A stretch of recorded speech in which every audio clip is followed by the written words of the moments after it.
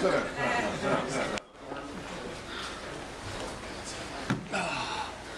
thanks for making time. We have some respected journalists getting at this down from Folha de São Paulo. Alessandro Pegasso de Estado, one of the largest papers. Sergio Leo de Valor Econômico, financial paper, and then one of the top, most intellectual news magazines, Leandro from Epoch. Since we don't have a lot of time, I'm just going to kind of leave it open like a press event. We brought a delegation here to Brazil to learn more about Brazil, to learn more about the economy, and frankly to learn more about our relationship with the Brazilian people. Yesterday we went to a favela outside of Rio, which was kind of an eye-opening experience. And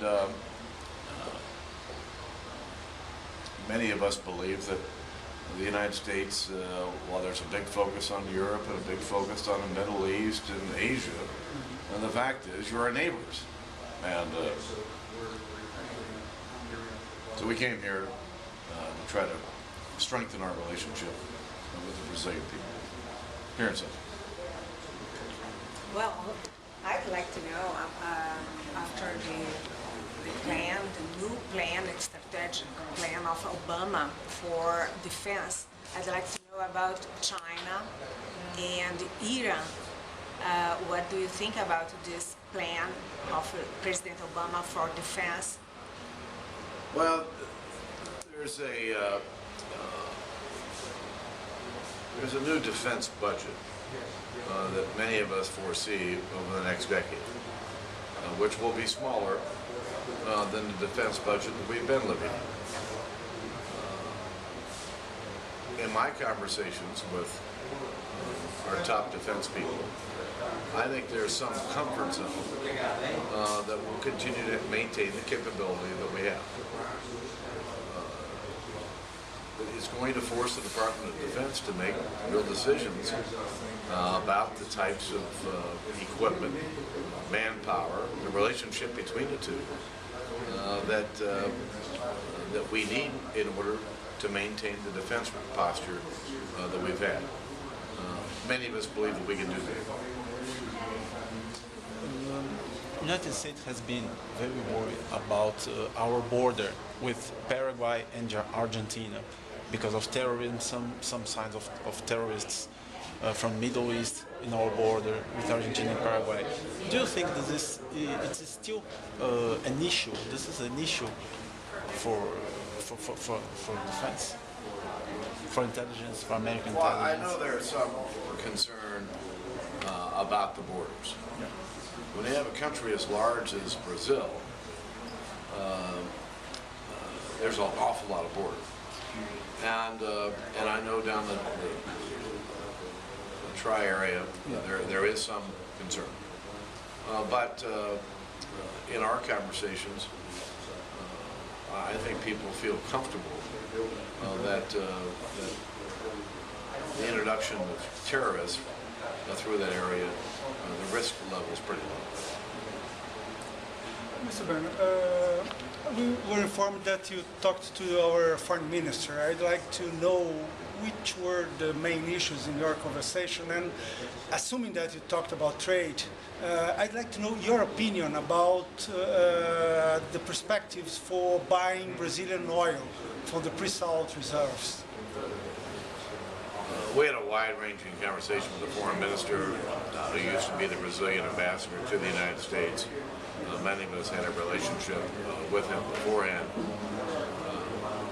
but it was a wide-ranging conversation.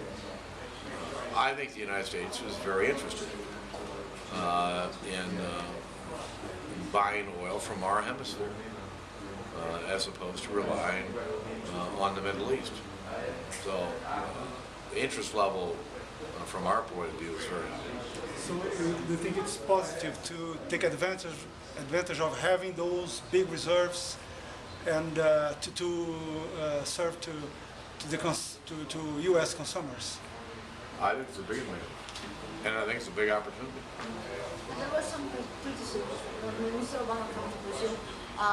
Some I think it was some Republicans said that it would be more interesting for U.S. to explore the oil that still exists in U.S. than to buy from Brazil. Well, I frankly think we need to do both.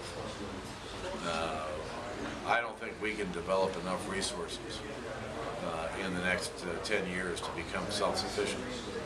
But I do think that more oil and gas development within the United States borders and on our outer continental shelf, along with oil that's developed in our hemisphere, can satisfy our needs, which would have a pretty dramatic effect on our relationship with others around the world. And I think that they could be very positive. I'm afraid we were talking about Mr. Newt Gingrich that criticized a lot Obama administration for promising to increase oil buys from Brazil. Increase the relationship in terms of oil and energy, etc. May I assume that you disagree with this view, or I'm going too far in this? Listen, Newt Gingrich and I are longtime friends. I was his chief lieutenant back in the mid-90s, all right? And I'm not sure exactly what criticisms he's made with regard to the president. But while we're all interested in alternative sources of energy, the facts are stubborn things. And for the foreseeable future, our reliance on oil and natural gas is significant. And I want us to develop our own resources, but that's not going to be enough in anywhere close to the near term. And I believe that working with our friends is always a lot more preferential than dealing with our enemies. Who do you support? Sorry.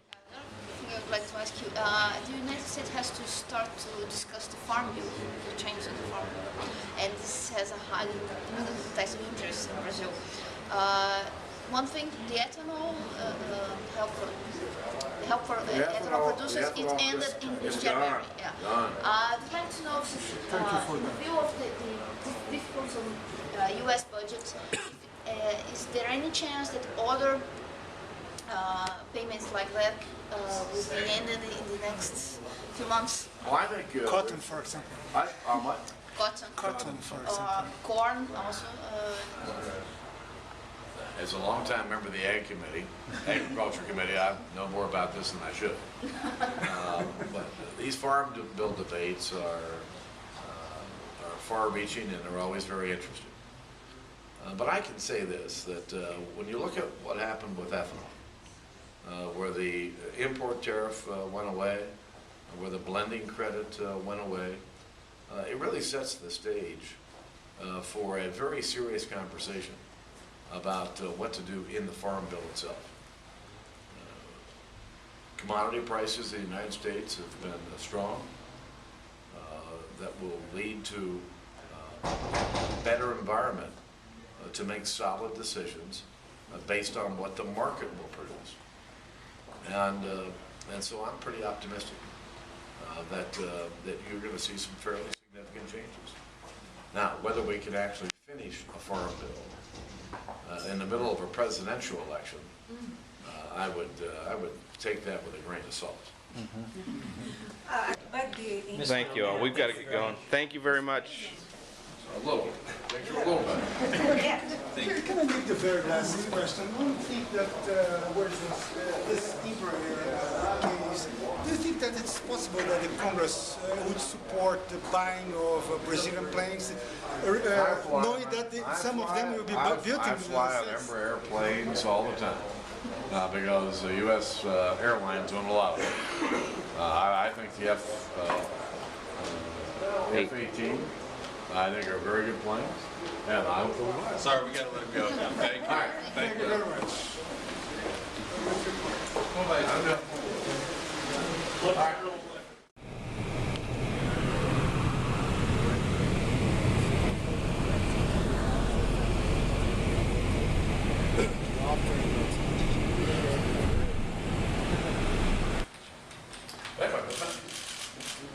And congratulations.